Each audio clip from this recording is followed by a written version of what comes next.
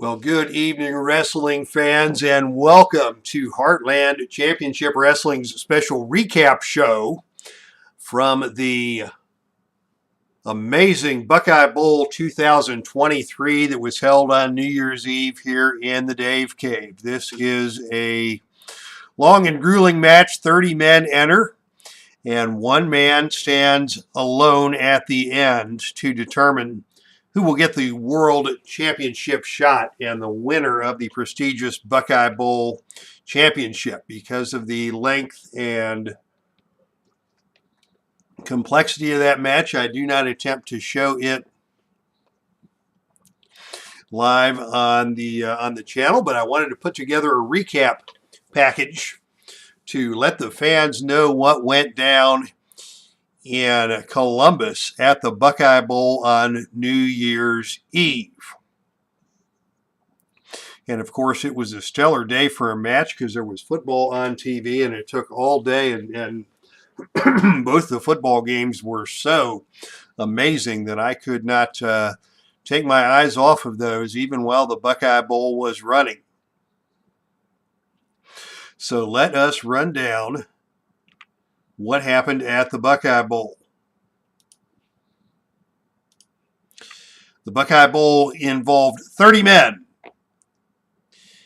8 men from each, 8 men from each of the 3 major territories: Pro Wrestling Mid-America, the Atlantic Wrestling Federation, and Patriot Championship Wrestling. And on the screen you can see who the competitors were who took their turns entering the ring. Along with these 24 men, there were 6 wild card spots that were not announced until the day of they actually took place at the time of the show. And the show opened up with a bang as 2 heated rivals drew number 1 and number 2, and this is completely random. So this is done completely randomly, so none of this was staged or scripted. I like it better that way. And the match opened with Stan Hansen and Blackjack Mulligan squaring off and throwing down in a nasty confrontation. But neither man was able to gain control as other men came into the ring. Hansen and Mulligan continued to throw hands. And the ring filled up with competitors. I did some new gaming mechanics with the Buckeye Bowl this year so that eliminations wouldn't take place as quickly, and the folks who started the match would have a longer chance to, or a better chance to stay in the match longer under the new rules. So the ring filled up. Bobo Brazil, Kurt Angle. Angle and Hansen had a little throwdown. Nikita Koloff came in at number 5. Rick Steiner, Sergeant Slaughter at number 7. And then the first surprise at number 8 was none other than this man, the man called Sting. Sting made his return at the Buckeye Bowl, and he hit the ring and was greeted kindly by everybody who was in the ring. Sting coming back from a long period of injury at the hands of the Horsemen. Unfortunately for Sting, by the time he hit the ring at number 8, none of the Horsemen had hit the ring yet. And in fact, it was there was a preponderance of baby faces in the ring when Sting hit the ring. Sting was challenged by Kurt Angle, and Sting and Angle went back and forth in a nice little technical match in the center of the ring. And very quickly, Angle took control and dumped Sting over the top rope with an Olympic slam. So Sting's return to wrestling was somewhat of a disappointment, but the fans were happy to see him. He didn't last very long, but he is back, and he is looking for revenge against the Horsemen. And after Sting came and went, we got another surprise entry at number 9. This man, Maxwell Jacob Friedman, a.k.a. MJF. hit the ring, and he did not receive nearly the warm welcome that the Stinger got upon the Stinger's return to action. But MJF is a man who has been demanded by the fans to make his appearance in Heartland Championship Wrestling, and so he hit the ring at number 9 and immediately started running off at the mouth. Nikita Koloff took exception. Koloff came after MJF, and MJF busted out a can of haul ass and did everything he could to avoid locking up with Nikita Koloff. So as Koloff was chasing MJF around the ring,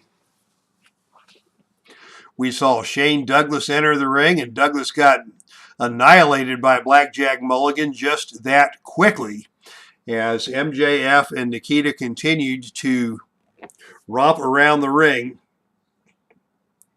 looking for, trying to get a hold of him. And finally, Nikita Koloff got hold of MJF and eliminated him with a big body slam and tossed him out of the top rope, much to the joy of everyone in the city of Columbus.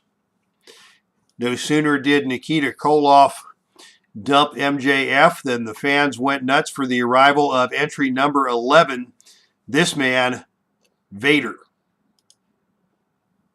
Vader came in at number 11 and he went on a flurry. He took out Rick Steiner. He took out Dusty Rhodes. And he absolutely went on a rampage.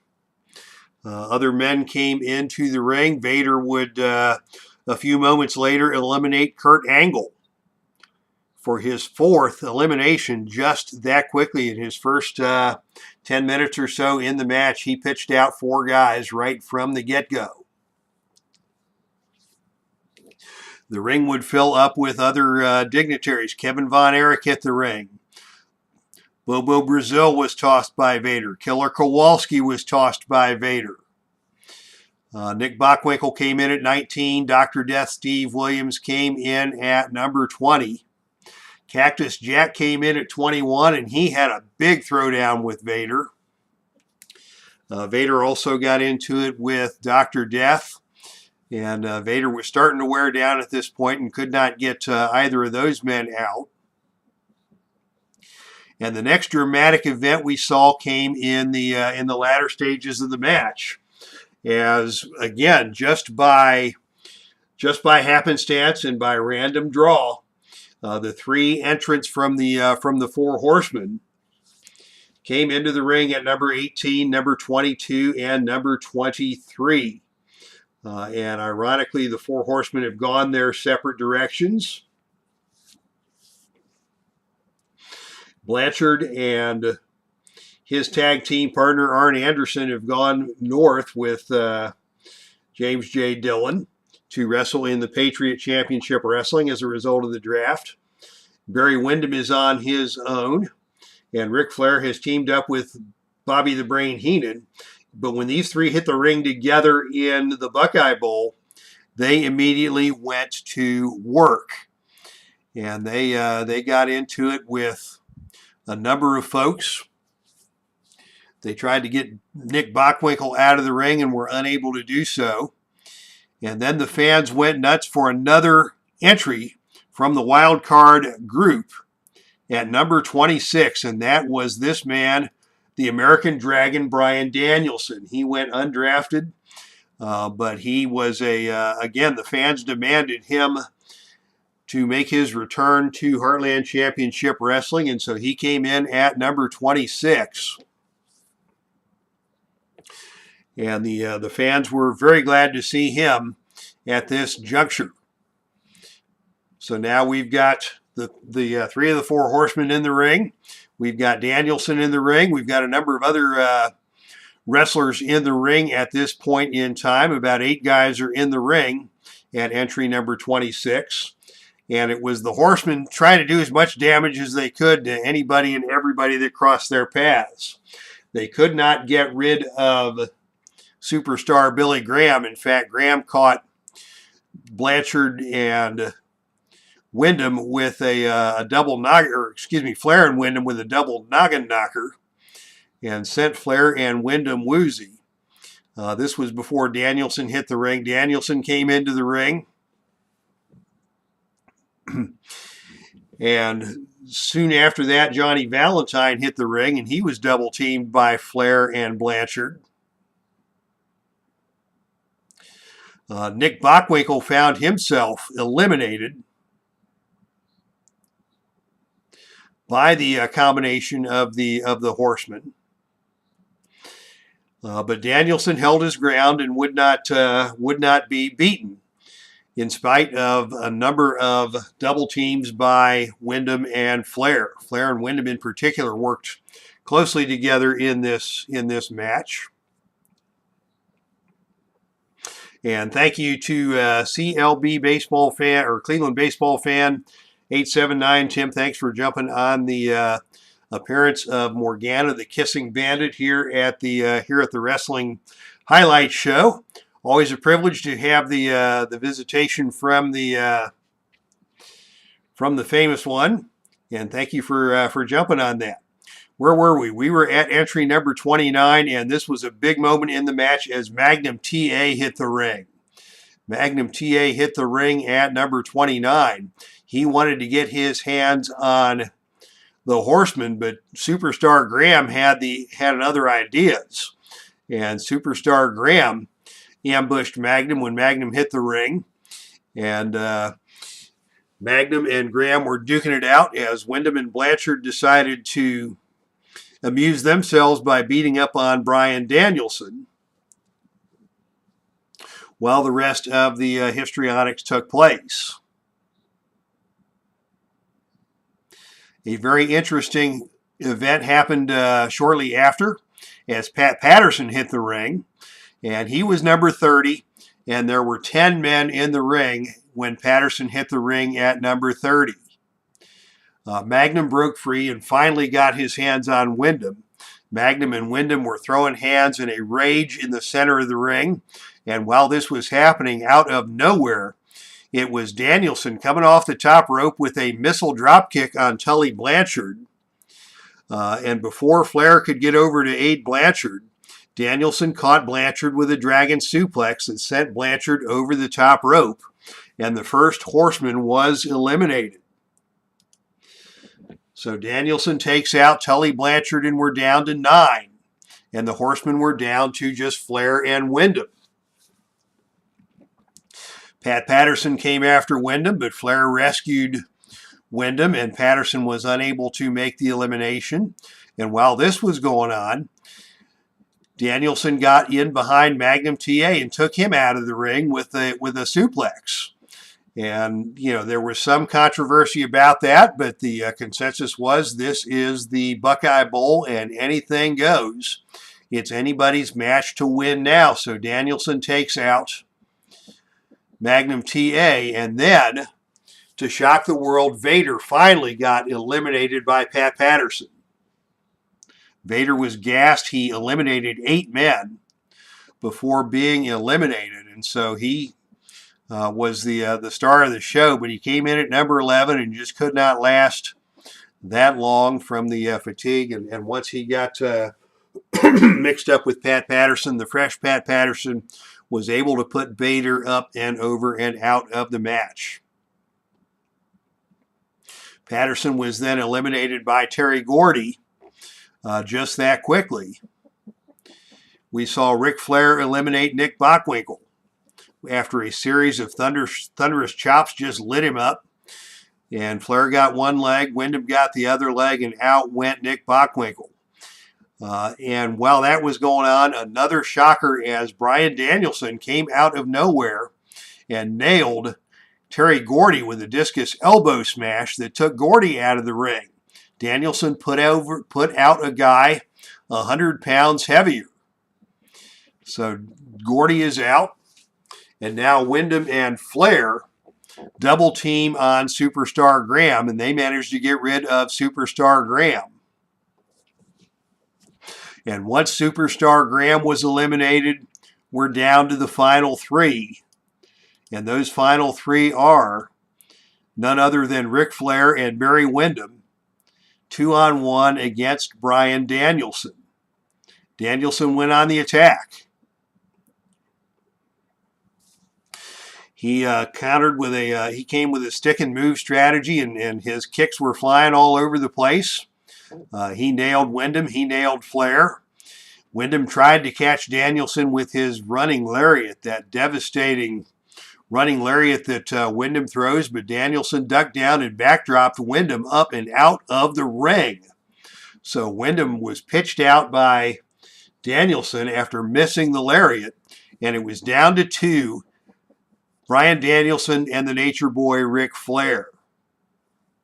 Flair came after Danielson, but Danielson caught Flair with a double leg dive and just drilled Flair with a series of vicious elbows to the head. Flair was just about out on his feet. He managed to stagger away. He fell face down onto the mat. And with the fans going crazy, Danielson got to his feet, grabbed Flair by the legs, and catapulted him over the top rope. So your winner of the 2023 Buckeye Bowl, against all odds, was this man, Brian Danielson, who entered at number 26, tossed out about 5 guys, tossed out Terry Gordy, tossed out all 3 of the horsemen, and got rid of Ric Flair in the end to win Buckeye Bowl 2023. So that was your Buckeye Bowl winner, and Brian Danielson celebrated. But as Danielson was celebrating, Flair and Wyndham came back into the ring and jumped Brian Danielson and started roughing him up. And out of nowhere, back to the ring came Sting. Sting wanted a piece of both these horsemen, and the horsemen got out of town before Sting could get any damage done. And so Brian Danielson is your winner of the 2023 Buckeye Bowl. Sting had his back in the post-match fracas, and there are all sorts of exciting things yet to come in the Heartland. It will be Brian Danielson moving on in our January pay-per-view for an NWA World Heavyweight Championship match against the current champion, the $1 Million Man, Ted DiBiase. Sting wants to get his hands on Barry Windham in the worst way. We'll see what happens with that. We've got Nikita Koloff and MJF now wanting to get after each other. We've got Blackjack Mulligan and Stan Hansen wanting to get after each other. Lots of new rivalries were formed in this 2023 Buckeye Bowl. It's going to be an interesting year in the Heartland. And that is where we will wrap things up for tonight's recap. I had a few folks that stopped by. I was just going to record this, but I figured, what the heck, I'll go live. It's a quiet Friday night on YouTube, and we'll see if anybody is around. So thanks to Neil Lau. Thanks to Cleveland Baseball Fan 879. JT 2.0, thank you for coming in, the greatest JT of all time. Zalapsky Smurf stopped by to offer his greetings, and a good time was had by all. So once again, thank you to everybody for checking out the recap show of Buckeye Bowl 2023. Once again, your winner, against all odds, the American Dragon, Brian Danielson. We'll be back tomorrow night, Saturday night, with action from Heartland Ladies Wrestling, as cheerleader Melissa challenges to regain the Heartland Ladies Championship from the current champion, Sherry Martel, in the main event of that broadcast. So from the Dave Cave, this is Epic Dave signing off. Thank you all for joining us here on the Epic Sports Broadcasting Network. That's our stream, and I am out.